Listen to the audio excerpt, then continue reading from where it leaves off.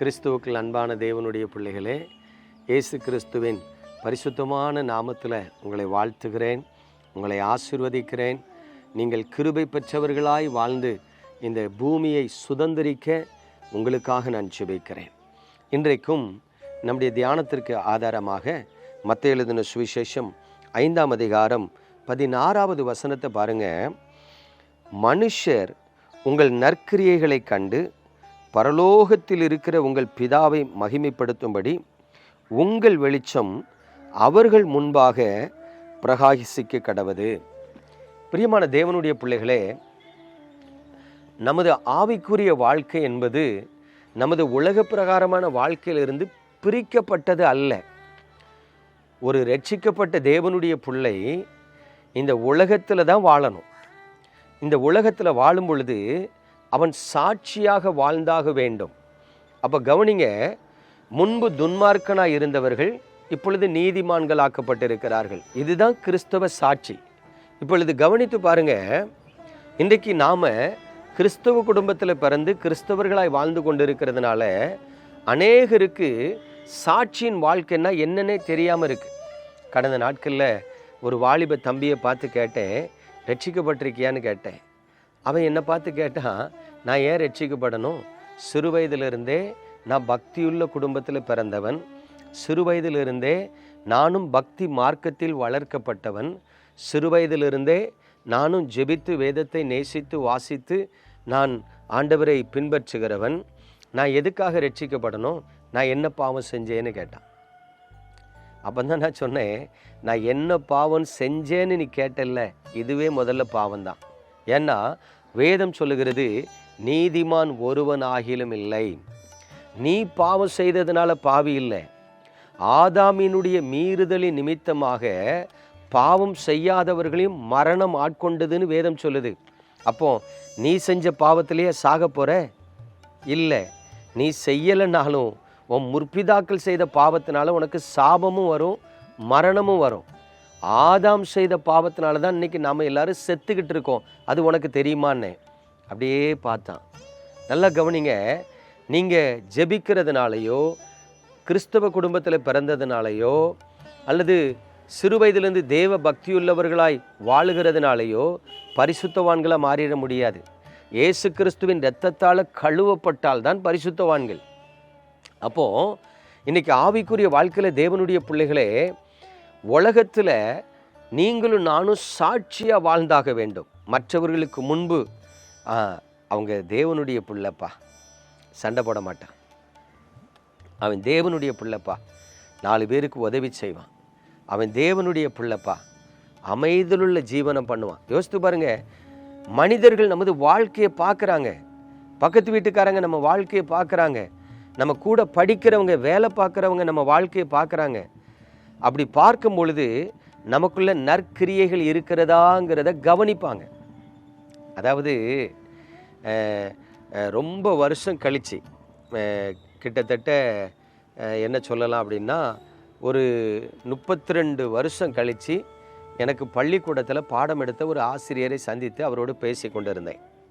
அப்படி பேசி கொண்டு இருக்கும் பொழுது நான் தற்செயலாக சொன்னேன், சார் அந்த காலத்துலலாம் நம்ம ஸ்கூல் எவ்வளோ ஸ்ட்ரிக்டாக இருக்கும் தெரியுமா? அப்போ ஒரு ஹெட் மாஸ்டர் இருந்தார், தலைமை ஆசிரியர், ரொம்ப ஸ்ட்ரிக்டாக வச்சுருப்பார். டீச்சர்ஸே அவரை பார்த்து நடுங்குவாங்க. அதாவது 8:30க்கு ஸ்கூல் பெல் அடிச்சிச்சுன்னா 8:30க்கு வாட்ச்மேன்ட்ட சொல்லி கேட்டை இழுத்து மூடுன்றுவார். நான் படித்த பள்ளிக்கூடத்தில் 3 வாசல் உண்டு. மேற்கு புறம் ஒரு மெயின் வாசல் உண்டு, தென்புறத்தில் ஒரு வாசல் மெயின் வாசல் உண்டு, பள்ளிக்கூடத்தினுடைய வடக்கு பக்கம் ஒரு வாசல் உண்டு. வாட்ச்மேனை சொல்லி கரெக்டாக 8:30 பெல் அடிக்கும்போது 8:35க்கு வாட்ச்மேன் 3 கேட்டையும் பூட்டிடுவாங்க. அது ஸ்டூடெண்ட்டாக இருந்தாலும் ஸ்கூலுக்குள்ளே வர முடியாது, வாத்தியாராக இருந்தாலும் ஸ்கூலுக்குள்ளே வர முடியாது. அவர் அவ்வளோ ஸ்ட்ரிக்ட்டு. ஸ்டூடெண்ட்டு பிறகு அசம்பிளி முடிஞ்ச பிறகு தான் கேட்டை திறப்பாங்க. யோசித்து பாருங்கள், 8:35க்கு பெல் அடிச்சிச்சின்னா அப்புறம் ஸ்டடி உண்டு, 1/4 மணி நேரம் ஸ்டடி. 8:45க்கு தான் திரும்ப அசம்பிளி முடிஞ்ச பிறகு தான் என்ன பண்ணுவாங்க, கேட்டெல்லாம் திறப்பாங்க. அப்போது டீச்சர்ஸும் காத்திருந்து தான் உள்ளே வரணும், ஸ்டூடெண்ட்டும் காத்திருந்து உள்ளே வரணும். இப்போ ஸ்டூடெண்ட்டு காத்திருந்து உள்ளே வரும்போதே வெக்கமாக இருக்கும், டீச்சர்ஸ்க்கு எவ்வளோ வெக்கமாக இருக்கும். அப்போ நான் பேசிக்கிட்டு இருக்கும்போது அந்த ஆசிரியர்கிட்ட சொன்னேன், அந்த நாட்களெல்லாம் அந்த தலைமை ஆசிரியர் ஸ்கூலை எவ்வளோ ஸ்ட்ரிக்டாக வச்சுருந்தாங்க தெரியுமான்னு.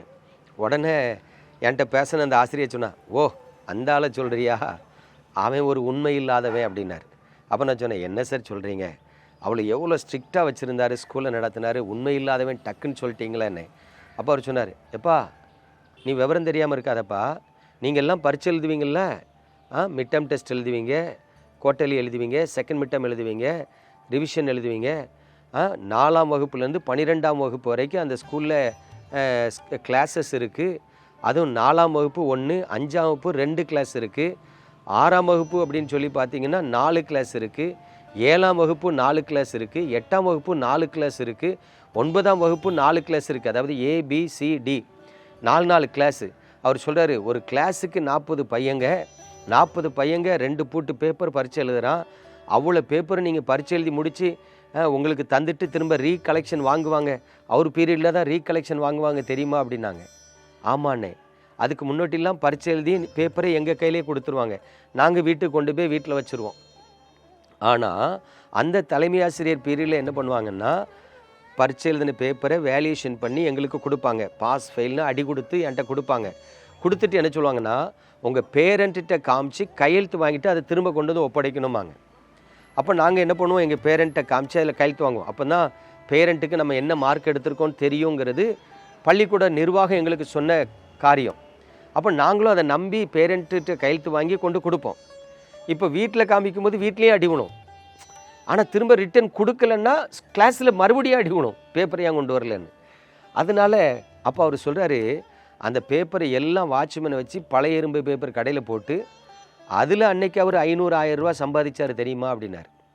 அதை கிளாஸுக்கு கொடுக்க மாட்டார், அவர் பாக்கெட்டில் வச்சுட்டு போயிட்டார், அவர் உண்மை இல்லவனான்னார்.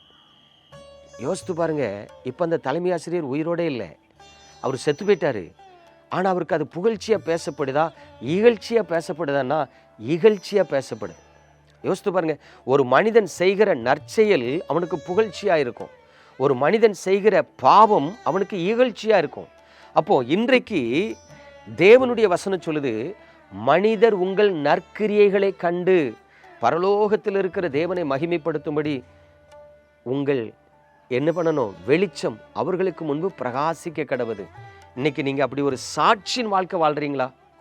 வாழலைன்னா உங்கள் முதுகுக்கு பின்னாடி உங்களை இகழ்ச்சியாக பேசுவாங்க. எனக்கு அன்பானவர்களே, தயவு செய்து நற்கிரியைகளை செய்ய படியுங்க, தேவனுடைய பிள்ளைங்கிற சாட்சியை காத்துக்கொள்ளுங்க. ஜெபிப்போமா?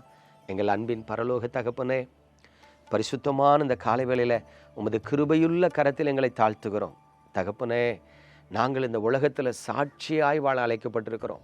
எங்கள் கிரியைகள் மற்ற மனிதர்களுக்கு முன்பு ஒரு வெளிச்சமாக இருக்கணும், அப்படி நாங்கள் சாட்சியாக வாழணும். நற்கிரியைகளை செய்வதற்கு நீர் எங்களை பழக்குவிக்க வேண்டுமாய் இயேசு கிறிஸ்துவின் அன்பின் நாமத்தில் ஜெபிக்கிறேன். என்னோடு ஜெபத்தில் கலந்திருக்கிற உமது பிள்ளைகளை ஆசீர்வதிக்கிறேன். அவர்கள் துக்கத்தை சந்தோஷமாக மாற்றுங்க, அவர்கள் கண்ணீரை துடைத்து உங்கள் நாமத்தை மகிமைப்படுத்துங்க. இயேசு கிறிஸ்துவின் அன்பின் நாமத்தில் ஜெபிக்கிறேன். ஜெபம் கேளும் எங்கள் ஜீவனுள்ள பரம தகப்பனே. ஆமென்.